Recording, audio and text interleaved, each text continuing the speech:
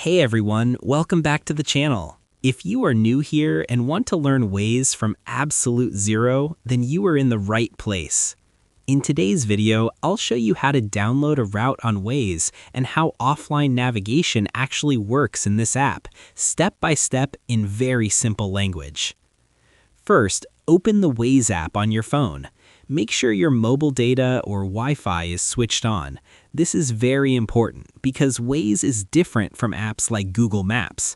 Waze does not have a manual download button for maps or routes. Instead, it works mainly on live internet data so that it can give you real-time traffic updates, accident alerts, and road conditions. Now, tap on the search icon at the bottom and type your destination. Select the correct location and tap on Go. Waze will calculate the route, and once navigation starts, it automatically loads and temporarily saves the route and map data for that journey. This is what people usually mean when they say downloading a route in Waze.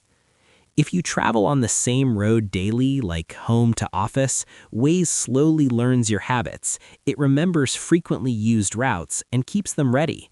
So even if your internet becomes weak during the drive, Waze can still guide you for some time using cached data. One important thing to remember is that full offline navigation is not possible in Waze. Always start navigation when you have good internet.